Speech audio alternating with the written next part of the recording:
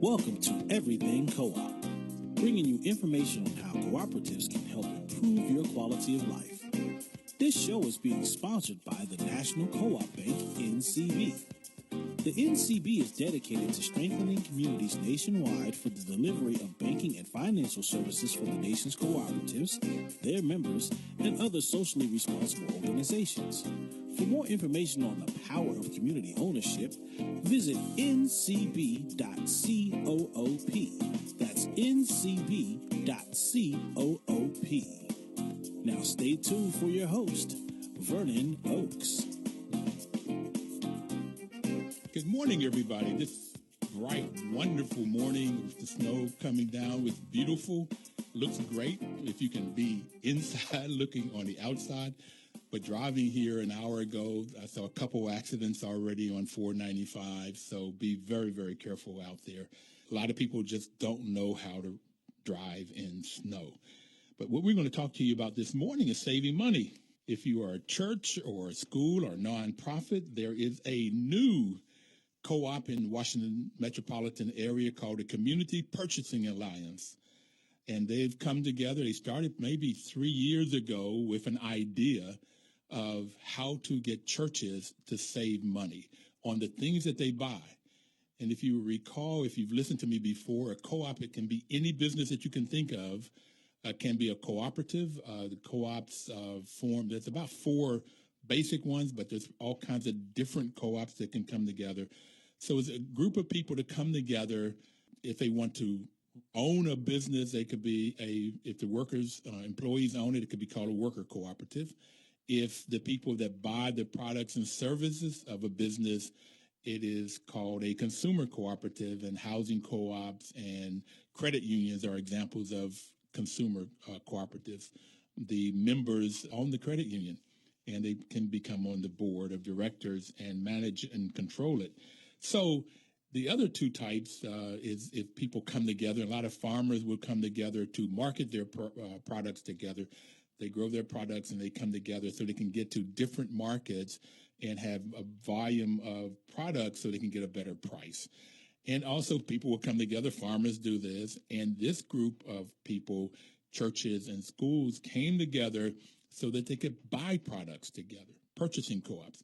Farmers will do that. They'll come together and they'll say, okay, we need seed, we need gasoline, we need fertilizer, and they look at the things that they need. And then when they buy it in bulk, they can get a better price. The same thing for co-ops like Ace Hardware. They are independent-owned hardware stores, but in order to compete against Home Depot and other larger box stores, they come together and they buy their products together so that they can get a better price and also compete. So here we have a co-op called Community Purchasing Alliance, and I had the pleasure of going to their annual meeting last Wednesday, a week ago. So in that meeting, there was maybe 60, 80 people in the audience, and they were talking about the experience of their first year being incorporated, being a business. They've been around, like I said, maybe 3 years, a couple years in the making, getting the idea, seeing how it would work, how to come together. And now they formed this co-op. And so the churches have saved on average about $12,500 buying things like electricity, gas, getting their trash picked up, landscaping. They have a deal with Ace Hardware so they can buy their cleaning supplies and other supplies. Like today, they need salt. And so the Ace Hardware bought a large amount of salt for these schools and churches so they could get it at a cheaper price. I did call yesterday and they were out, at least when I called, because most people are out. They don't expect snow sometimes this late in the year. So also buying office supplies, payroll services through ADP, copier leasing, and solar panels to get your electricity even further down. You can get your electricity down by sourcing together, getting a buying volume of electricity and gas and getting a better price with different, because in the district and other places, they have allowed the monopoly to not to exist anymore. And so you can go out and decide who you want to buy your utilities from.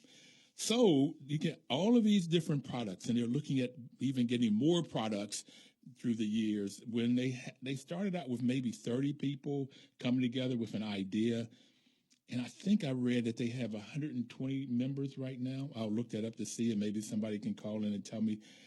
But people are coming together, and they are getting products and services that they just use every day. They have 120 buying power of 120 institutions right now. They have over $1 million in savings. Tremendous savings. And guess what that means? Particularly churches and schools and nonprofits are mission driven. They have things that they're trying to get accomplished for the community. And right now we're talking about DMV, the metropolitan area is where this community purchasing alliance is working. And so if they can get their pricing down for products that they normally just everyday buy, everyday purchasing, that they have to have in order to perform their mission, in order to get their mission accomplished, if they can get those prices down like $12,000, then they can take that $12,000 and put it toward their mission so they can get more accomplished. It's just fascinating what one can do. And then at the end of the annual meeting last week, I was talking to a lady. I really wish I knew her name, but she said, what's so great is that you can come together and everybody has similar values, similar missions, and can come together and work together to save money so that they can get their missions accomplished. Fascinating kind of thing of cooperation among people, among organizations. And the value for cooperatives are based on the values of self-help, self-responsibility, democracy, equality, equity, and solidarity. Solidarity from the standpoint of people working together, making decisions on what's best for the group, as opposed to what's best for the individual. In the tradition of the cooperative's founders, cooperative members believe in the ethical values of honesty, openness, social responsibility, and caring for one another. When you talk about churches and synagogues and mass, when they come together, mosque, most of, if not all of these organizations, and if not every school that I have ever been involved with, have these same types of values. How can we work together in a solidarity fashion, being open and honest and taking care of the community? It just makes all of the sense in the world. And this is what that lady was explaining to me, is that the values of cooperatives really matches with the values of these churches and these schools, and they get a chance to save money, buying what they need and saving money. The other interesting piece of this, and they highlighted it at their annual meeting, is that now you have a staff. It's only a staff of 2 right now. I think it will grow as they are more and more successful, but they get better prices, which we've talked about. The staff does the research. They end up negotiating and vetting with the vendors, to get this better price, to get as good as, if not a better product. And the staff gets the expertise and best practices is what these individual schools and churches can get. Churches, synagogues, mosques, these different institutions, faith-based institutions. Let me say that instead of just churches. So you also have better service when you have more and more people. So you have a vendor now, and it's sort of like, why would the vendor give a better price? Well, they don't have to do the marketing. The co-op is bringing the vendor customers. So they don't have to do the marketing. And then the customers are better sophisticated because they know what they are going to get, because the staff will tell them, here's what you can expect from this vendor. And the vendor is already doing those things. It just makes for a better relationship. The vendors satisfied because they get more and more customers. Even if it's at a better price, they make it up in volume. They don't make as much on each individual deal, but they make it up in the volume. It's a win for our community, win for the faith-based community or the school or the nonprofit. It's a win for the vendor.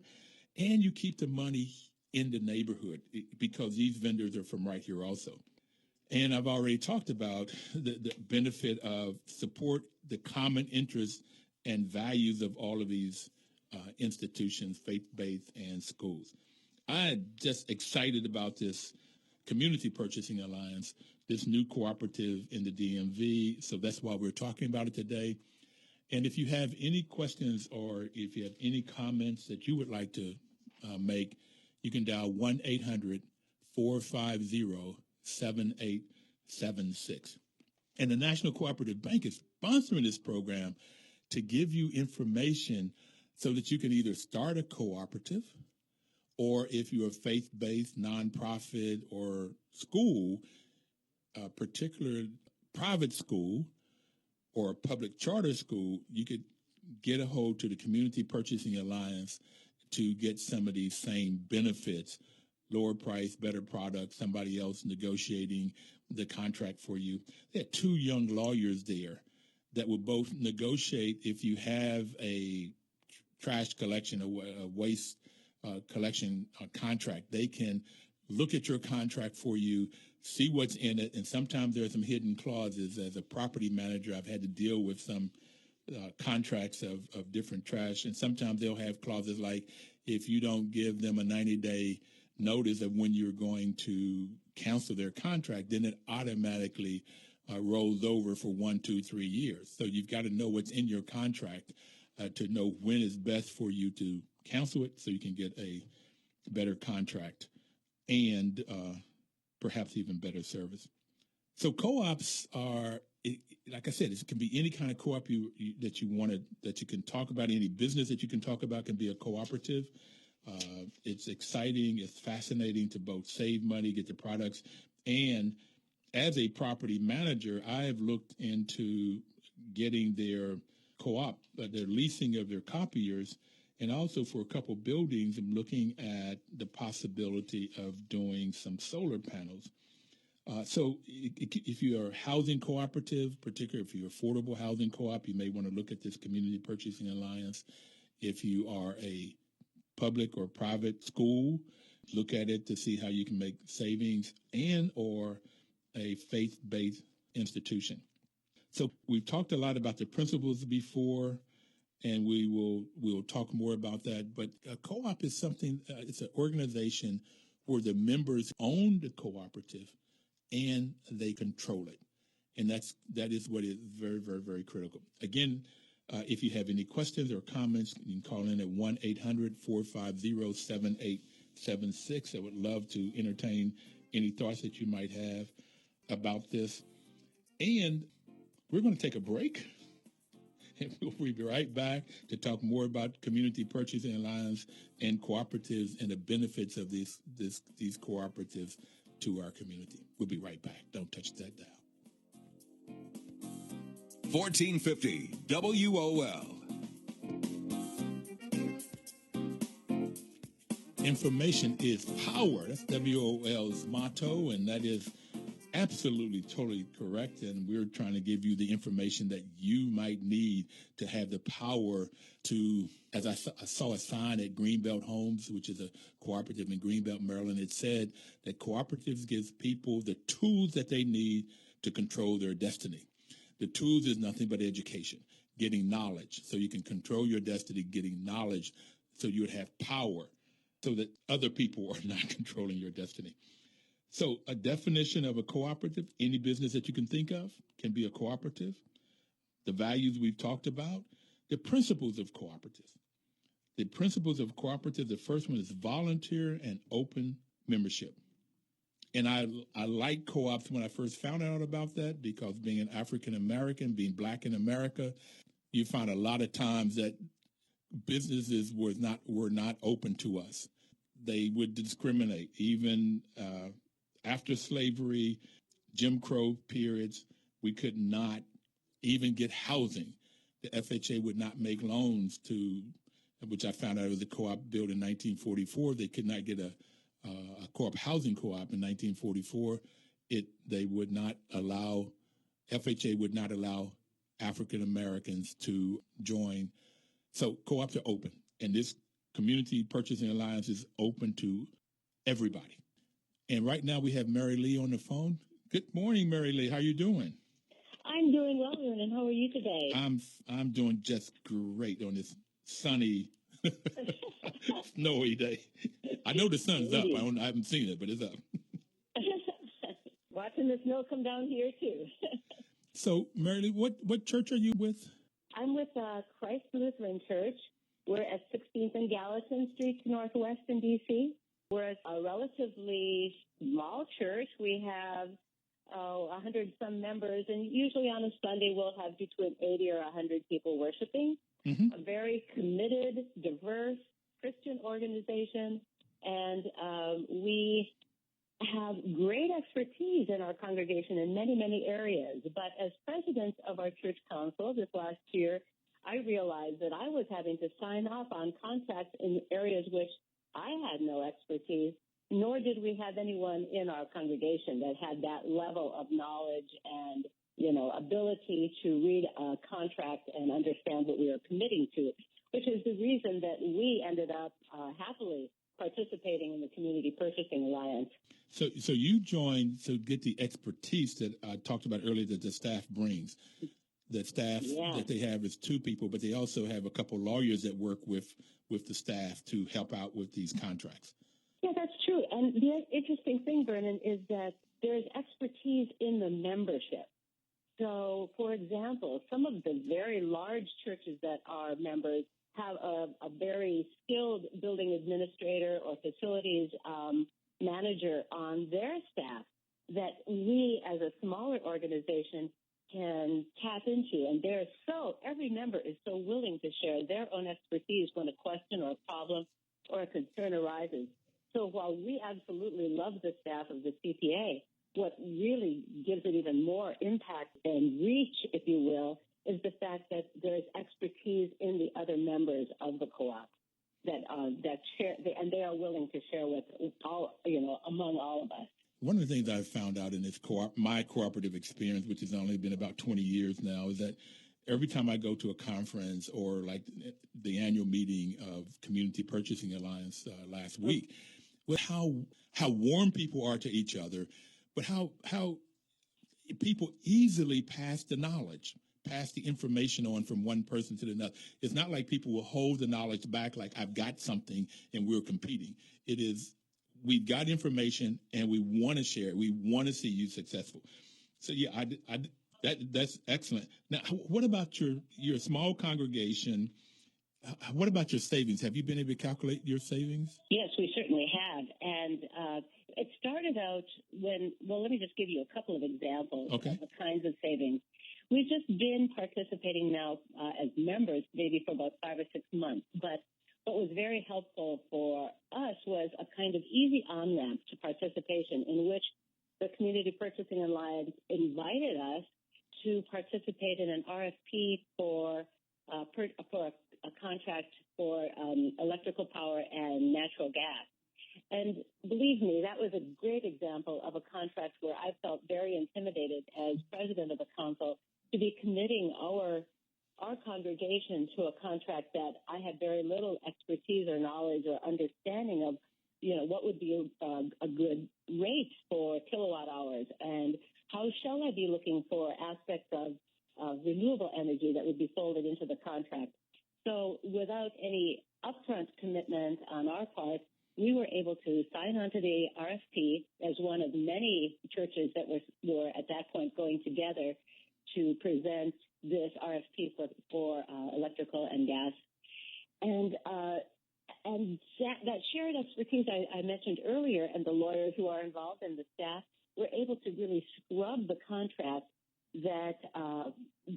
or the RFP rather, that we put forward.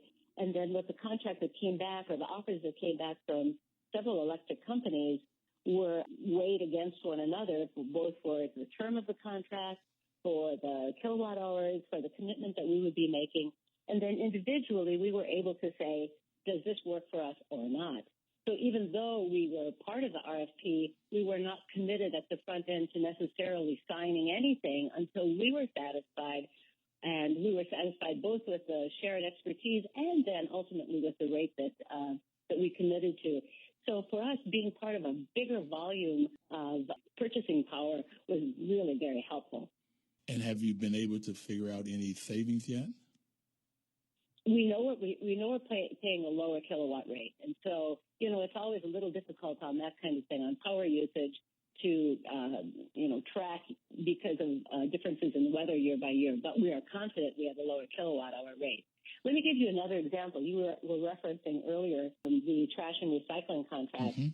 Well, that was another opportunity for us, and we actually are saving money. It may not sound like a lot of money to a large organization, but for us, it's significant, and I'll tell you the story. We had been with one trash and recycling vendor for some time. The staff and the volunteer members who were overseeing this arrangement were not happy. And so they had gone out and we had signed up with a new vendor who was really providing excellent service for us. And so when I heard that there was an RFP that we could participate in for looking at trash and recycling services, I had a lot of kind of qualms expressed by both members of our church and by the office staff who said, look, we're really happy with our current vendor. And unless we can really save money, we would rather not even, think about this, right? So I said, look, there's no commitment. We'll throw our name and our usage into the RFP and we'll see what comes out. Mm-hmm. And what actually happened is that we ended up with the very same vendor on a new contract with the exact same service. And I'm confident now that this is a vendor that provides excellent service because we had already been using them, and we are saving $1,200 a year for the exact same service.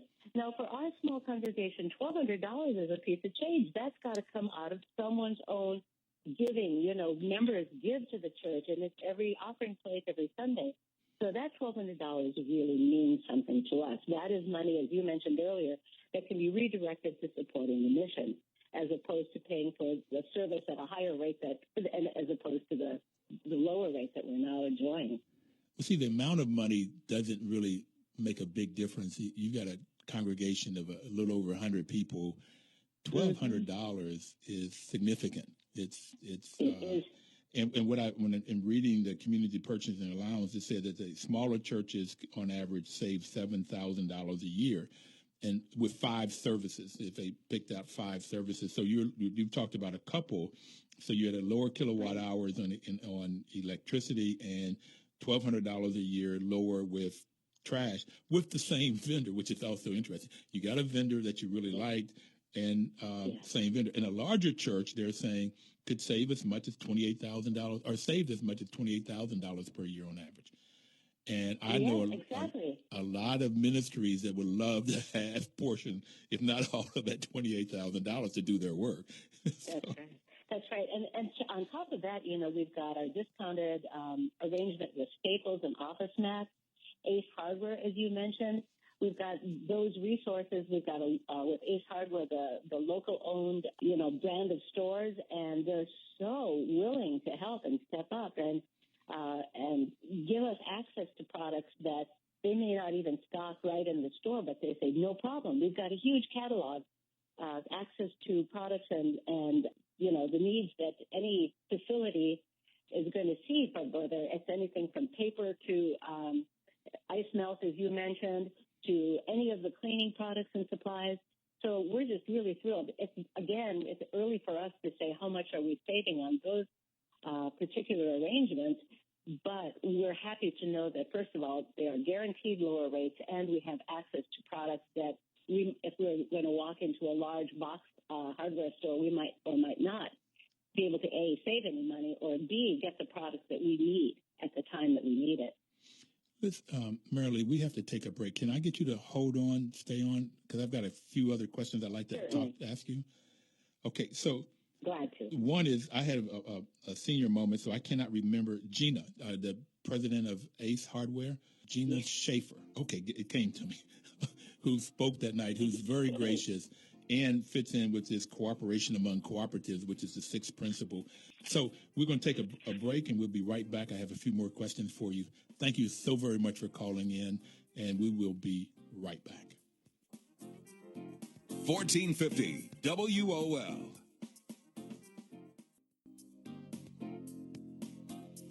One of the things that WOL and I agree with is that information is power. there was a gentleman on the program from Senegal named Papa Sin, and he said that, in order to get the power, you have to put action to the information. Just getting information by itself does not give you the power, but putting action to it gives you the power. And so we're giving you the power to either start a cooperative or join a cooperative, whether it's the Community Purchasing Alliance or a credit union or a housing cooperative, so that you can get the information that you need to control your own destiny.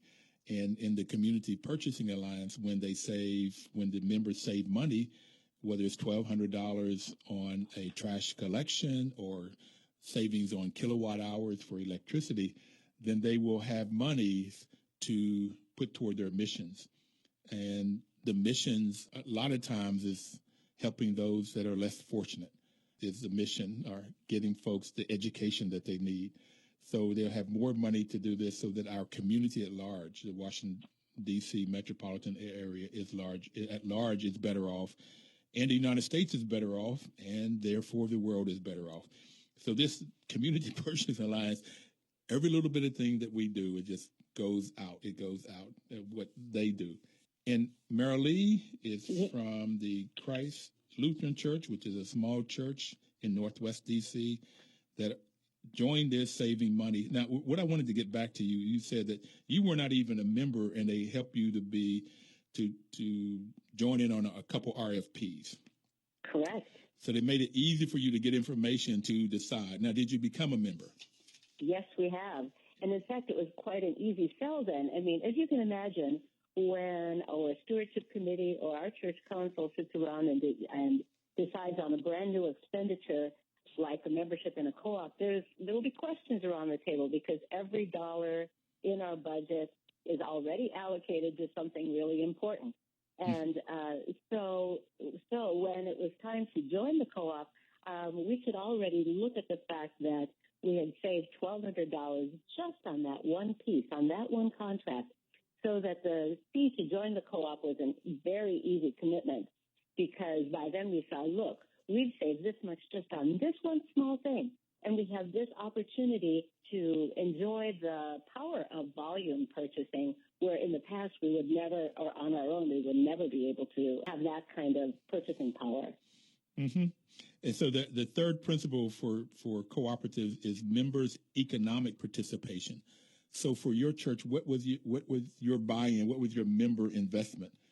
Okay, well, as I understand the membership fees for the CPA, for the co-op, they're based on an institution's annual budget.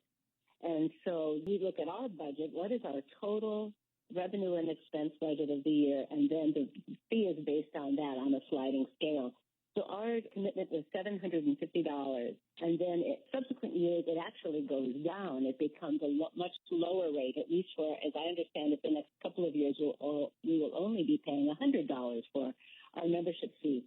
And as the co-op grows and starts churning even more dollars in savings, there will be a rebate back to individual members, and that's something to look forward to. Where else can you not only save money going forward, but look forward to the fact that down the line there will be a rebate back.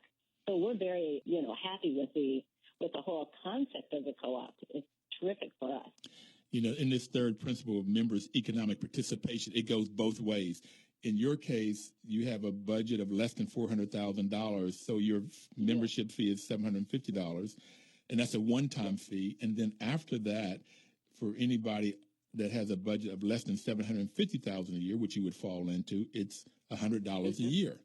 And that's your membership participation in going in. As the organization has more money left over at the end of the year after all of the expenses, then the board of directors can decide how much of that can go into dividends, and you get a rebate back based on the amount of usage that you have in the co-op, based on how much you use the co-op and how much goes through the co-op.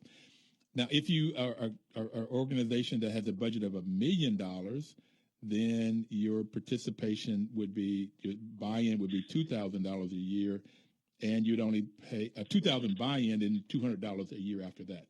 So the most that one would buy in if you have a budget over $2.4 million is $5,000. So it goes to buy-in from $750 to $5,000.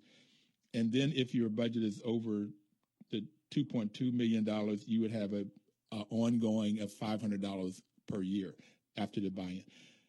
So it's like you've for your $750 for your buy-in, you just made more than that on one deal of trash collection. It's $1,200, yeah, and then you exactly. get others. Exactly. That's why it was such an easy commitment on the part of our church council to say, of course, look, we've already saved more than our initiation amount. And, of course, we're going to go on and continue to enjoy. Copier contract is another one. In a way you look back and you say, well, too bad we didn't know what we know now. When we signed a new copier, a new contract for our office copy machine about a year and a half ago, and since then we found out that we could go in again on copier contracts with the CPA and substantially lower the use of the copy machine and for the use, the usage rate that we would have to endure during the course of a year. So we're very excited to see that as an opportunity yet to be enjoyed. Maybe about 3 years down the road, the vendor who's servicing and providing copy machines said that they would look at our contract and decide if they could actually buy out the remainder of it and then get us back into an RFP for a much lower rate. Fantastic. Marilee, thank you for coming on. We have somebody else on the line, and you're so welcome. And Vernon, okay. I would just suggest before you sign up, be sure to let people know how they can get more information at www.cpa.coop for co-op. Okay. I mean, that's good information, and I know that every member of the Community Purchasing Alliance is thrilled to add yet more churches, institutions, faith-based organizations to our group.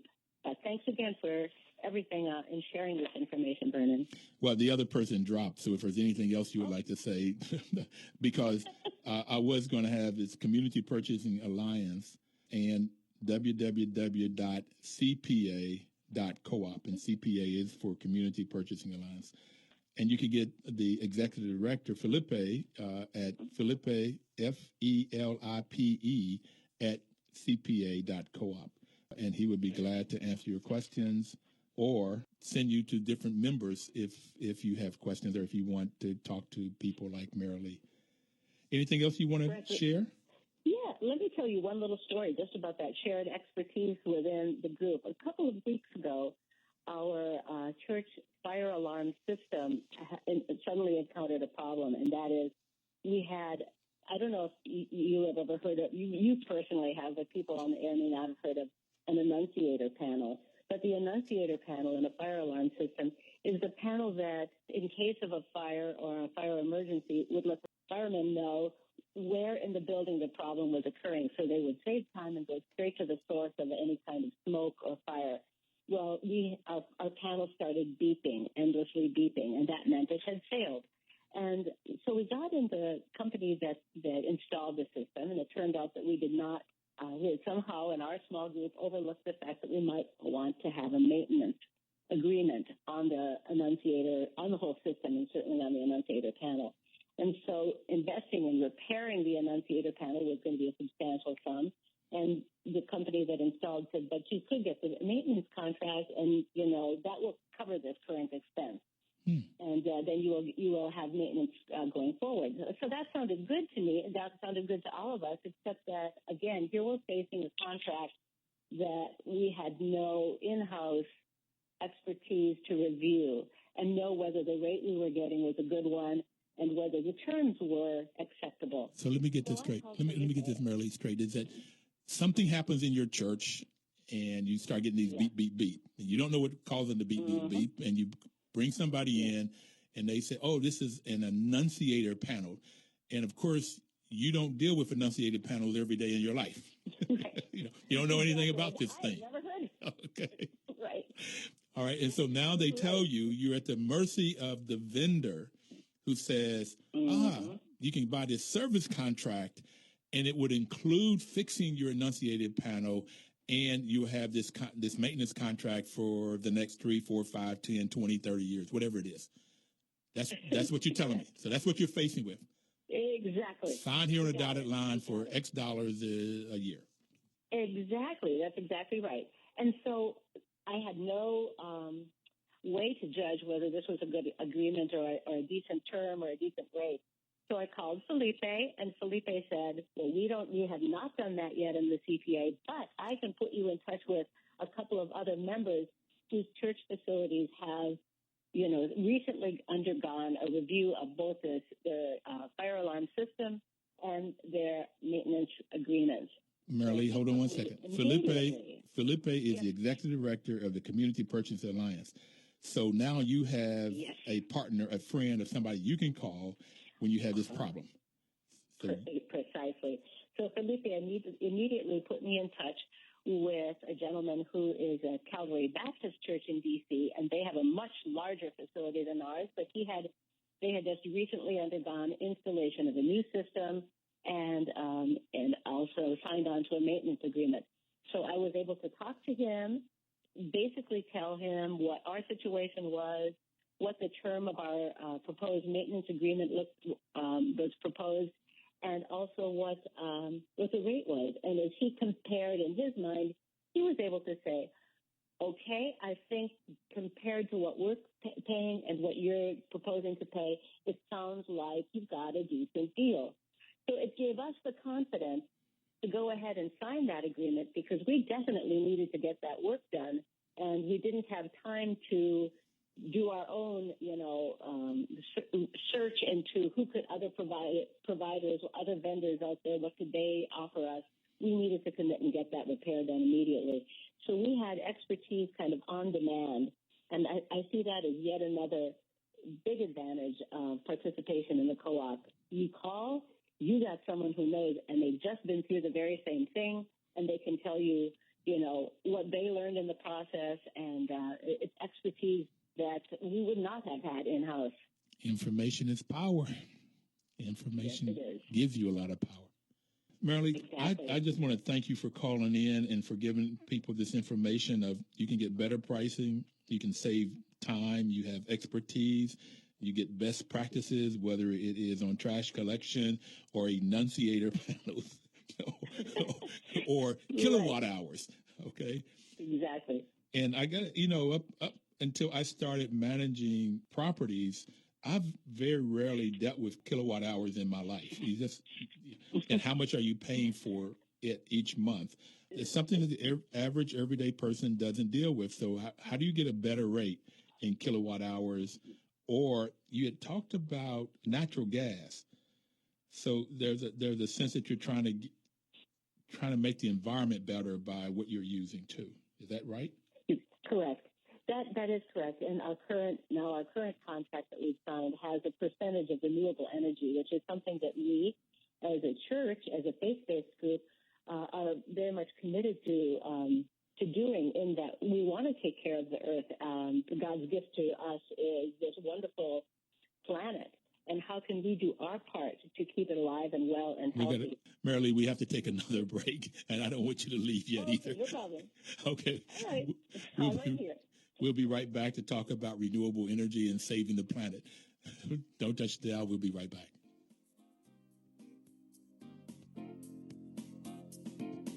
$14.50 WOL.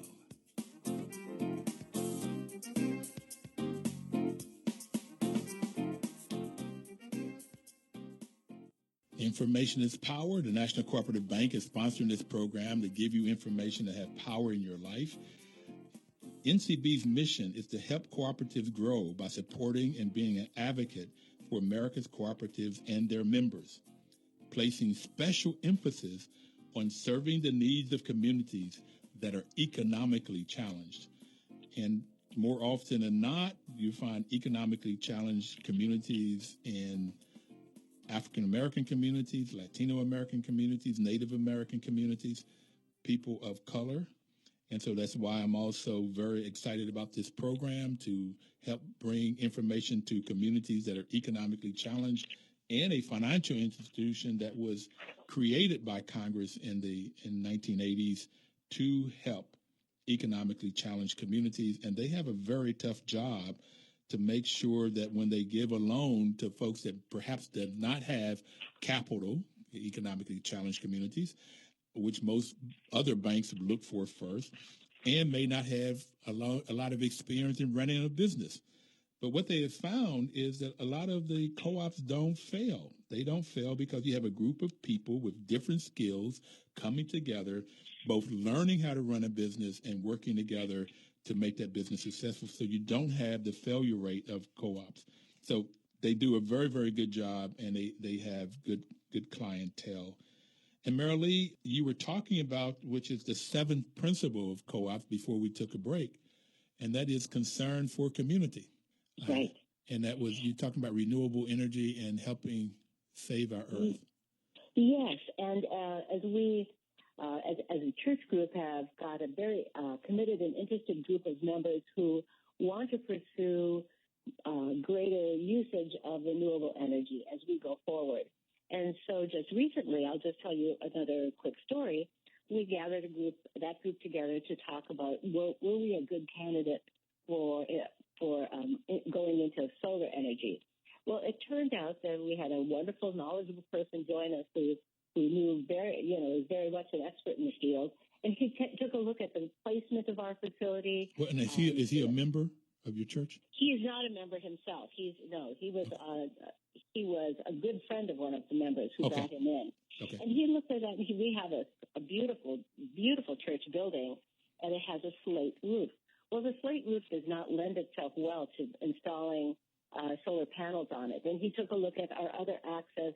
Our parking lot is not large, so we couldn't put panels up there.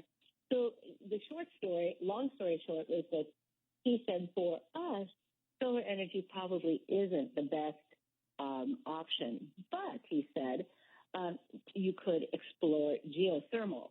And there are great tax credits for going into renewable energy arrangements for churches and other institutions, especially in D.C. right now. So once again, the Community Purchasing Alliance has been helpful in getting that conversation started. We're very much at the front end of it, but we hope that we can gather together a group of members in the co-op who are interested in exploring geothermal. It's a different kind of renewable energy. It's a much, longer-term investment. But that said, if we can find a group that can go together and once again share our expertise, pool our purchasing power, and get some kind of a partner in the for-profit world to help us make that investment, that for us would be an outcome that we could never possibly accomplish just on our own.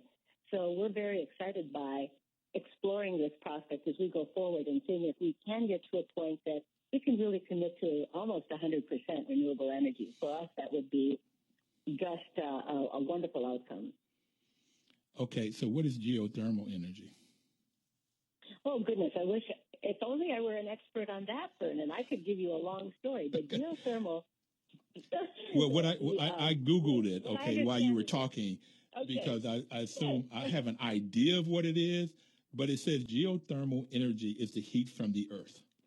Correct. It's clean and sustainable. Yes. So it is.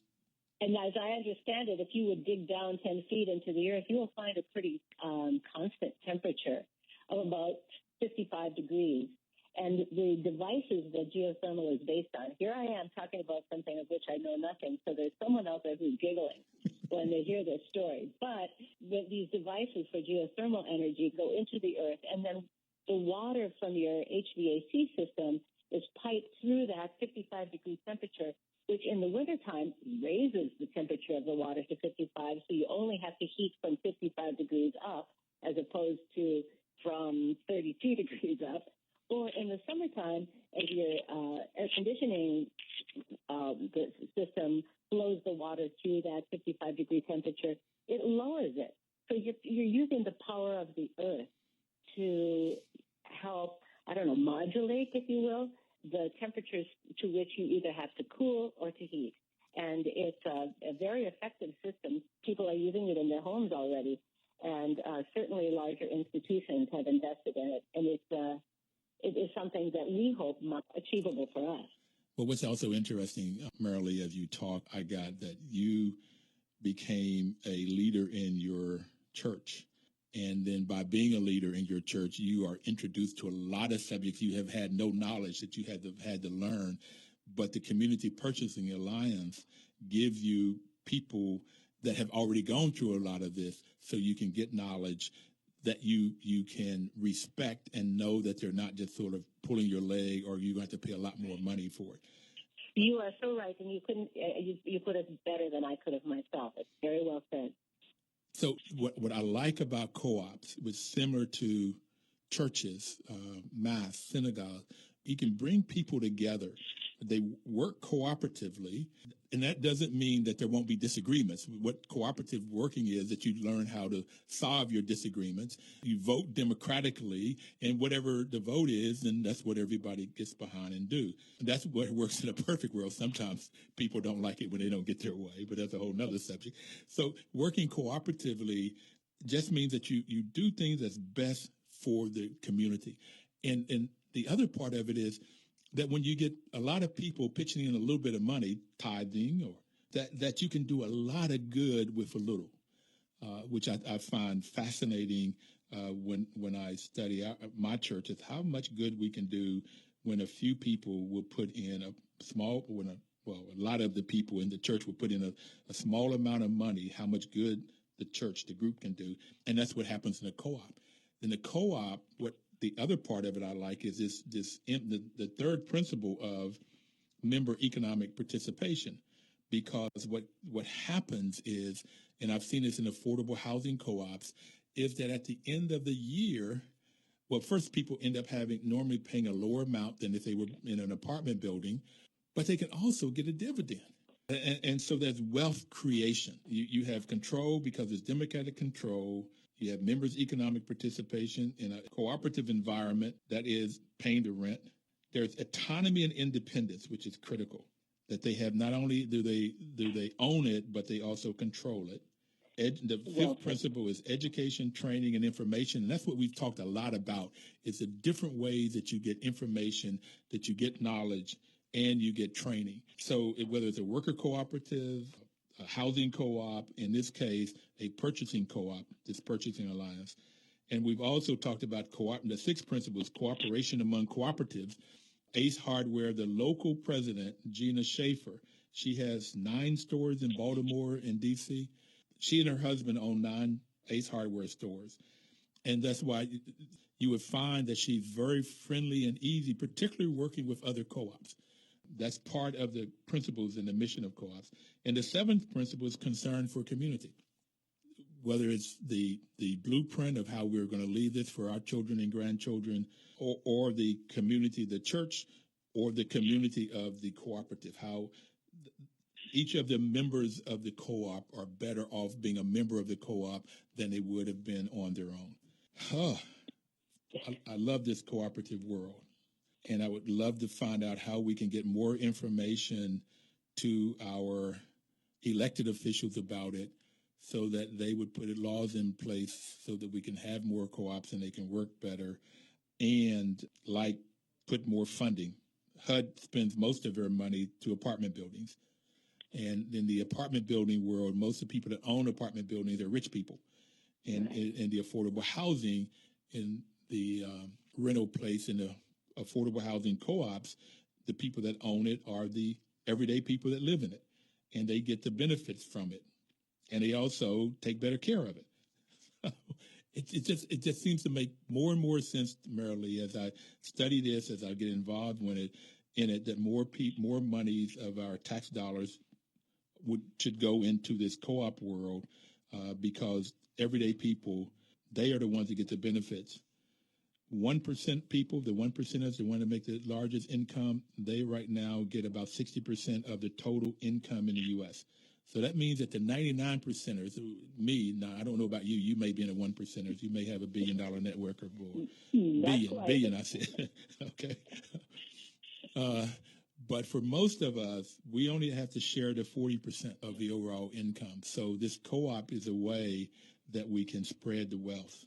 And it's the only way that I have found in my 67 plus years here on this earth. And I really want to thank you. We are out of time. You're so welcome. My pleasure. And thanks for spreading the word. Thank you for joining in and for using the Community Purchasing Alliance and getting a lot of good for your church so that you can do more good with your dollars. Really appreciate it. And we'll be back next week. We thank you for listening. If you have any questions at all about the Community Purchasing Alliance, you go on www.cpa.coop, or you can email Felipe, Felipe, at cpa.coop. Thank you, and have a wonderful, wonderful day, this snowy day. 1450 WOL.